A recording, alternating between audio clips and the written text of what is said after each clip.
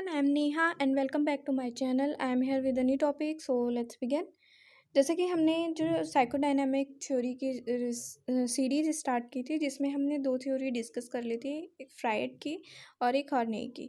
तो उन दोनों जो हॉर्नेई ने थ्योरी दी थी वो फ्रायड की थ्योरी को क्रिटिसाइज़ करके डेवलप किया था। तो इन्होंने क्यों क्रिटिसाइज़ किया था फ्रायड की थ्योरी को और इन दोनों की थ्योरी में क्या डिफरेंस है, उसको हम डिस्कस करेंगे। ये इम्पॉर्टेंट टॉपिक है, एग्ज़ाम में आ सकता है, इसलिए मैंने इसको कवर किया है। तो अगर आपने इनकी थ्योरी को पढ़ा होगा तो आपको बहुत अच्छे तरीके से समझ में आएगा और डिफरेंशिएट भी कर पाएंगे कि इन दोनों की थ्योरी में क्या डिफरेंसेस थे, क्यों हार्ने ने इनकी थ्योरी को क्रिटिसाइज़ किया। तो बेसिकली फ्रायड ने जो पर्सनालिटी डेवलपमेंट बताया था, उन्होंने ये बताया था कि human are a product of biological कैसे, कि इन्होंने जो बताया था कि जो बिहेवियर डेवलपमेंट होता है बेसिकली वो हमारे अनकॉन्शियस माइंड के थ्रू होता है, जिसकी वजह से इनकी प्रोडक्ट ऑफ बायोलॉजिकल कहा गया है। ठीक है। और इन्होंने पूरा फोकस भी अनकॉन्शियस माइंड पे ही दिया है। और इन्होंने बोला था कि जो डेवलपमेंट होता है बेसिकली वो किसके थ्रू होता है, सेक्सुअल डिज़ायर के थ्रू होता है। एंड प्री डिटरमाइंड फोर्सेस भी इन्होंने बताए थे। ठीक है। इसी को क्रिटिसाइज़ किया हॉर्नोई ने। उन्होंने बोला कि अगर पर्सनालिटी डेवलपमेंट के लिए सेक्सुअल डिज़ायर की कोई भी ज़रूरत नहीं है, अगर हमारी कल्चर और सोसाइटी अच्छे से बच्चे के डेवलपमेंट में हेल्प करती है, जब पर्सनल रिलेशनशिप अच्छे होते हैं तो बच्चे का ऑटोमेटिक पर्सनालिटी डेवलपमेंट हो सकता है। तो यहाँ पर आप ध्यान रखिएगा, हॉर्नोई ने कल्चरल एंड सोसाइटी पर फोकस किया था और फ्राइड ने किस पे फोकस किया था, biological sexual and pre determined forces पे। ठीक है। अब सेकंड पे आते हैं। फ्राइड ने दिया था ओइडिपल इलेक्ट्रा कॉम्प्लेक्स। आपने जो डेवलपमेंट ऑफ पर्सनालिटी के बारे में अगर पढ़ा होगा फ्राइड के, तो उसमें आपने देखा होगा फैलिक स्टेज दिया था, जिसमें इन्होंने इन दोनों कॉम्प्लेक्स के बारे में, स्टेज के बारे में डिस्कस किया था। इन्होंने बताया कि इस स्टेज में बच्चे सेम सेक्स पेरेंट्स को आइडेंटिफाई करते हैं और अपने अपोजिट सेक्स के पेरेंट्स के ज़्यादा अफेक्शन होता है।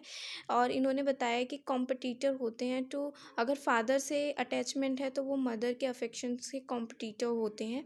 इस तरीके की इन्होंने डेफिनेशन दी, जो आपके स्क्रीन पे दिख रही होगी। एंड सेकंड, हॉर्नोई ने बताया कि पेरेंट्स के, अगर जैसा कि मैंने अभी बताया था कि जो पेरेंट्स के पर्सनल या इंटरपर्सनल रिलेशनशिप, जिसकी हमने उनके थ्योरी में भी बात की थी कि इंटरपर्सनल रिलेशनशिप अगर पेरेंट्स का सही होता है तो बच्चे का एक हेल्दी डेवलपमेंट होता है। बट अगर पेरेंट्स में ही कॉन्फ्लिक्ट होता है और उनकी जो एनवायरमेंटल फैक्टर बताए थे, अगर एनवायरमेंटल फैक्टर कॉजेज़ होते हैं तो बेसिक एंग्जाइटी जैसी प्रॉब्लम होती है, जो न्यूरोटिक नीड्स या फिर न्यूरोसिस जैसे प्रॉब्लम्स को क्रिएट करती है, जो कि हर्नाई ने बताया। ठीक है। अब आते हैं फ्राइड के पेनिस एनवी के। इन्होंने बोला कि जो वुमेन जेलस होती हैं power man held in society. ठीक है। आपने अगर हॉर्नेई के बारे में पढ़ा होगा टॉपिक में, तो उसमें Freud had forced her to resign. जब उन्होंने सुना कि डिससेटिस्फैक्शन या फिर डिसएग्री हैं हॉर्नेई इनकी थ्योरी से और क्रिटिसाइज़ कर रही हैं उनकी थ्योरी को, तो जिस पोस्ट पे वो थी उस पोस्ट से उनको रिज़ाइन करने के लिए उन्हें फोर्स किया था उन्होंने। तो आप यहाँ पर इस सिचुएशन से आप देख सकते सोच सकते हैं कि फ्राइड की जो थिंकिंग थी वह वुमेन्स को लेकर क्या थी। तो इस पे हर्नेई ने बोला कि फ्राइड जो सोचते हैं कि फीमेल जो हैं वो only carrying and bearing children. Fried ने बस मैन सेक्सुअलिटी के बारे में ही डिफ़ाइन किया और उन्होंने ये बताया कि फीमेल्स जो होती हैं सिर्फ बच्चों को पालने के लिए होती हैं।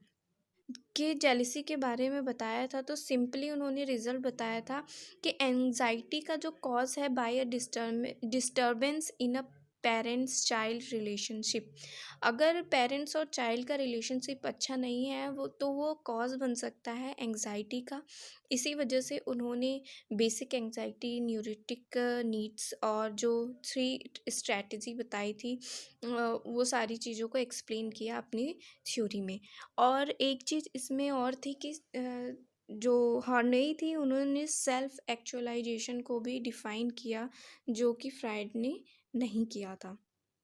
और भी बहुत सारे डिफरेंस हो सकते हैं और जिसकी वजह से नियो फ्राइडिनिज़्म की शुरुआत हुई। तो ये था फ्राइड वर्सेस हॉर्नी। आपको आई होप ये टॉपिक आपको समझ में आ गया होगा और अच्छा लगा है तो प्लीज़ लाइक कीजिए, अपने फ्रेंड्स के साथ शेयर कीजिए और आप अगर मेरे चैनल पे नए हैं तो मेरे चैनल को सब्सक्राइब कीजिए और तब तक घर पे रहिए, सुरक्षित रहिए, मेरी वीडियोस को देखते रहिए। Thanks for watching.